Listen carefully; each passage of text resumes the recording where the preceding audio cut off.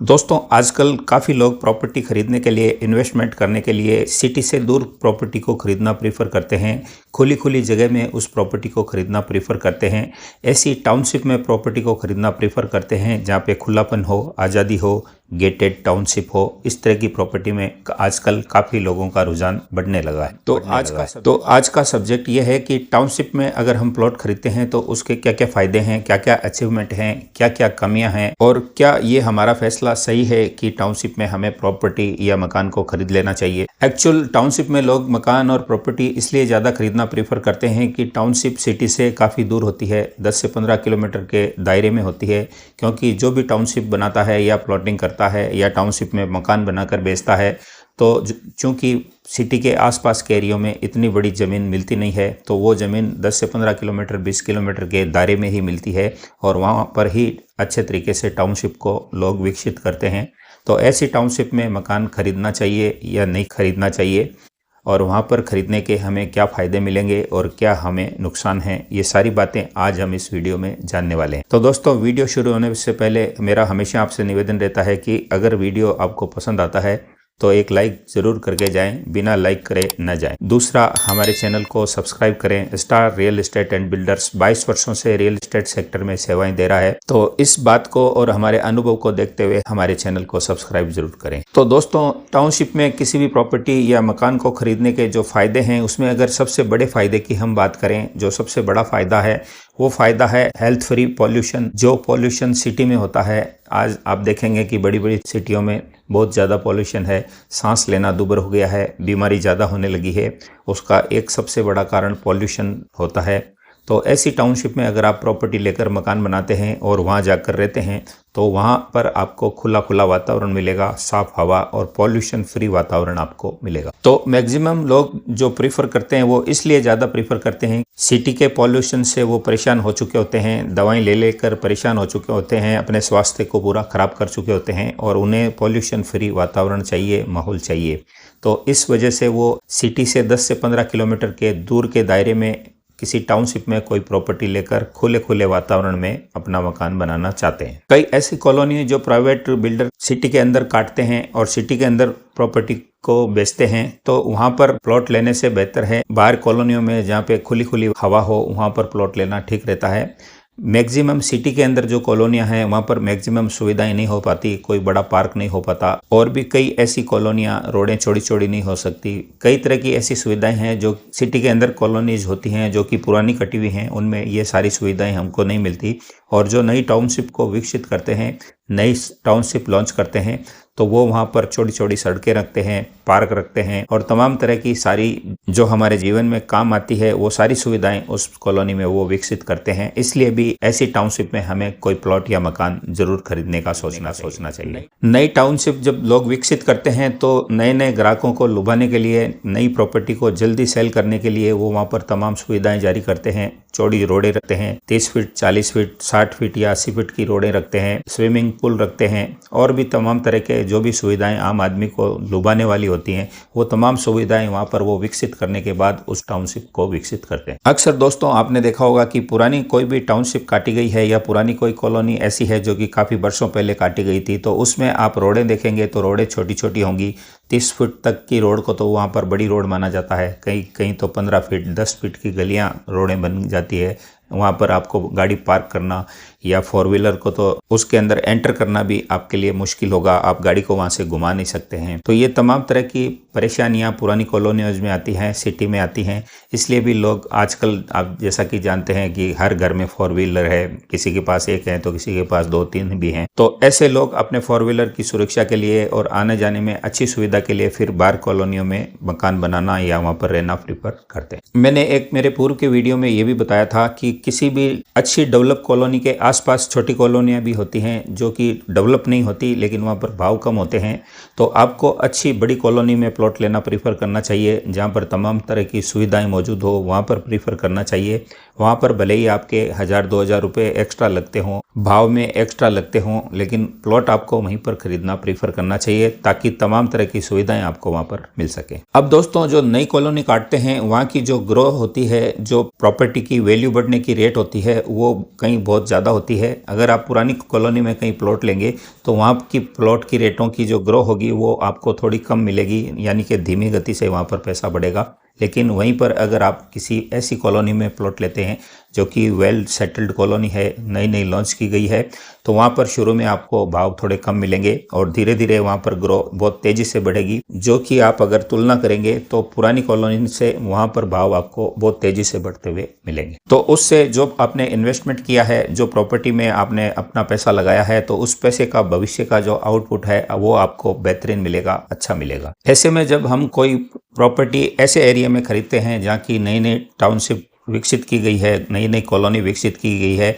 और वहाँ पर हम मकान बनाकर शुरुआत में रहते हैं, तो शुरू में हमें वहाँ पे भीड़ कम मिलती है, कम लोग वहाँ पर मकान बना पाते हैं। लेकिन धीरे धीरे जैसे जैसे एरिया डेवलप होता है तो वहाँ पर मकान बनने शुरू होते हैं और जब 2 साल 3 साल 4 साल बाद वहाँ की रेटें अप जाती है तब हमें खुशी होती है कि हमने मकान 5 साल पहले बनाकर यहाँ पर कोई गलती नहीं की और सभी सुविधाएं मिलने के उपरांत भी हमारी वैल्यू, हमारी प्रॉपर्टी की वैल्यू इतनी ज़्यादा बढ़ गई। दोस्तों, मैंने काफ़ी वर्षों पहले कहीं किसी कॉलोनी में, जो कि डेवलप होती हुई कॉलोनी थी, वहाँ पर एक प्लॉट लिया था जो कि मात्र 35,000 रुपये में हमने 200 गज का प्लॉट खरीदा था और उसमें धीरे धीरे वैल्यू बढ़ते बढ़ते अभी वो प्लॉट 1.5 करोड़ रुपए की वैल्यू का है, क्योंकि उस कॉलोनी के आसपास कई नई कॉलोनियां विकसित हो गई और वहां पर क्योंकि वो एरिया सिटी से थोड़ा दूर था तो दूर होने की वजह से लोग वहां पर धीरे धीरे आकर बसने लगे और धीरे धीरे प्रॉपर्टी की वैल्यू इतनी बढ़ गई कि आज 10 से 15 वर्षों में 35,000 से लेकर उस प्लॉट की वैल्यू 1.5 करोड़ रुपए हो चुकी है। अब दोस्तों,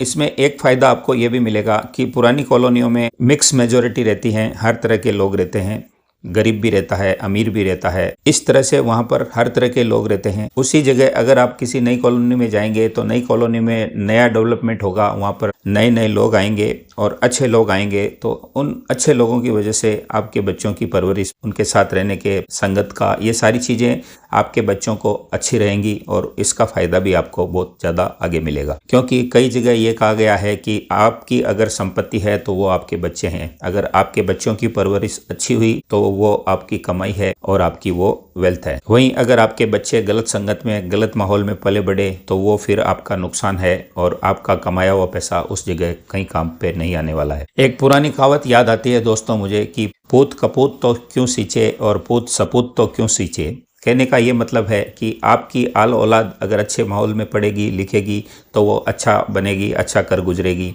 और अगर गलत माहौल में रहेगी तो वो आपने जो कमाया है वो सारा डुबा देगी। तो इससे आपका रहने का जो जगह है, जो आप जहाँ पर चूज करते हैं, जिस कॉलोनी में चूज करते हैं, वहाँ के पास पड़ोस, आस पड़ोस ज़रूर आपको देख लेने चाहिए। और अक्सर बड़ी कॉलोनियों में जहाँ पर आप प्लॉट लेते हैं तो बड़ी रोड पे लेने की कोशिश करें ताकि उस जगह पर उस लेवल के लोग ही आकर बस सके। दोस्तों, पास पड़ोस का और संगत का कितना बुरा असर और अच्छा असर हो सकता है, इसका मैं अपना एक उदाहरण आपको देना चाहूँगा। मैंने अपने बड़े अरमानों से किसी जगह पर एक मकान बनाया, उसमें अच्छा खासा पैसा लगाया और ये सोचकर मैंने उसको अपना निवास बनाया कि मैं यहाँ पर रहूँगा।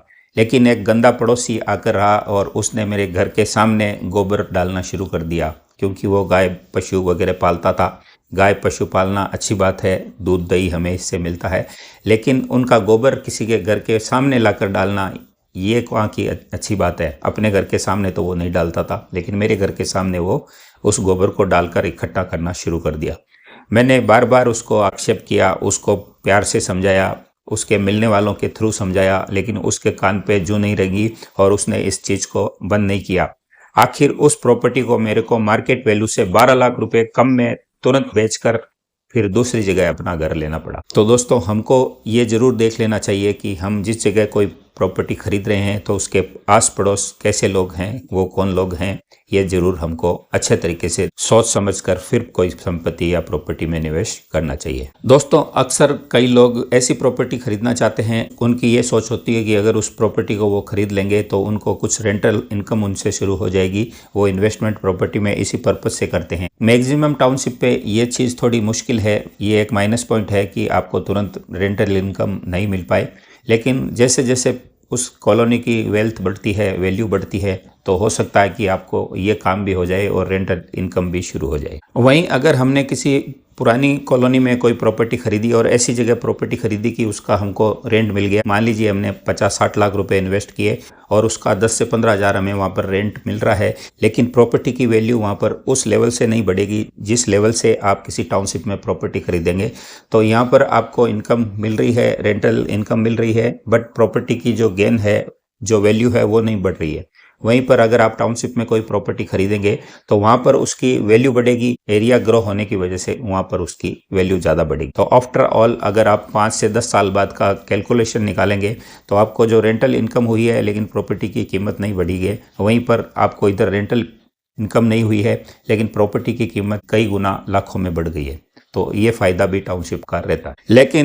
लेकिन दोस्तों, एक चीज़ का प्रॉपर्टी खरीदते वक्त ध्यान जरूर रखें। किसी भी टाउनशिप में कोई भी प्रॉपर्टी खरीदते वक्त ये जरूर देख लें कि उस टाउनशिप को जिस बिल्डर्स ने डेवलप किया है, उन बिल्डर्स के पिछले प्रोजेक्ट कैसे रहे, वो कितने सक्सेस रहे, वहाँ पर कितनी वैल्यू बढ़ी और उसका जो भी पेपर्स वर्क वगैरह हैं वो कहीं कोई दिक्कत तो नहीं रही। ये तमाम सारी चीज़ें आप पहले से जान लें, उस प्रॉपर्टी बिल्डर के बारे में पूरी छानबीन जरूर कर लें और उस प्रॉपर्टी को खरीदते वक्त उस बिल्डर की साख को जरूर ध्यान में रखते हुए जेडीए अप्रूव्ड या किसी भी निकाय से अप्रूव्ड प्रॉपर्टी को ही खरीदें। ऐसी कोई प्रॉपर्टी ना खरीदें जिसका टाइटल अधूरा हो या एग्रीकल्चर भूमि हो या किसी भी निकाय में वो डेवलप प्रॉपर्टी के तौर पर रजिस्टर्ड ना हो। इसके साथ साथ मैंने पूर्व के वीडियो में आपको कई सावधानियां बताते वक्त ये भी बताया है कि किसी भी प्रॉपर्टी को खरीदते वक्त अगर आपको लोन की आवश्यकता नहीं है तो भी आपको लोन जरूर ले लेना चाहिए। इसका एकमात्र कारण ये है कि लोन लेने से बैंकें जब भी किसी को लोन देती हैं तो वो उस प्रॉपर्टी की पूरी वैल्यू पता करती हैं, उसका पूरा टाइटल क्लियर है या नहीं है इस बात का पूरा पता करती हैं और पूरी वैल्यूएशन करने के बाद उस प्रॉपर्टी पे लोन लेती हैं। तो इसका फ़ायदा आपको ये मिलेगा कि उस प्रॉपर्टी पे कोई लोन तो नहीं है या कोई किसी तरह का कोई इश्यूज़ तो नहीं है या कोई पेपर्स में कमी तो नहीं है। ये तमाम सारी चीज़ें आपको पता चल जाएगी और लोन आप चाहें तो कम ले लें, आपकी ज़रूरत के हिसाब से ले लें, और आप चाहें आपको लोन की ज़रूरत नहीं है तो लोन एक बार लेने के बाद उस लोन को चुकता भी जल्दी कर दें।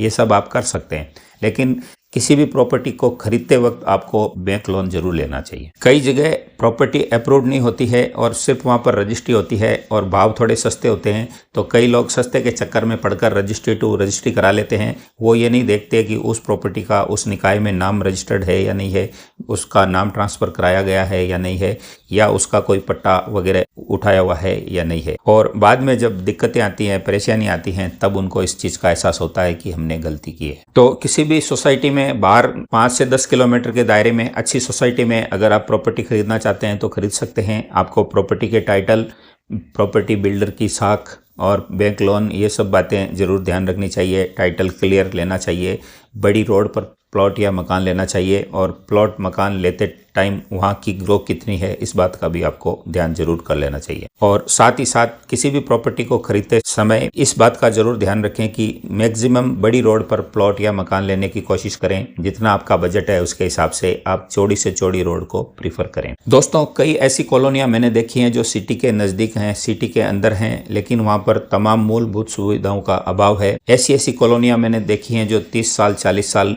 45 साल पुरानी कॉलोनियाँ हैं, लेकिन उनके पट्टे आज तक नहीं बन पाए हैं। आज तक उनकी प्रॉपर्टी की वैल्यू अप्रूव्ड नहीं है, वहाँ पर बैंक लोन नहीं होता है और तमाम जीवन की सारी सुविधाओं का वहाँ पर अभाव है।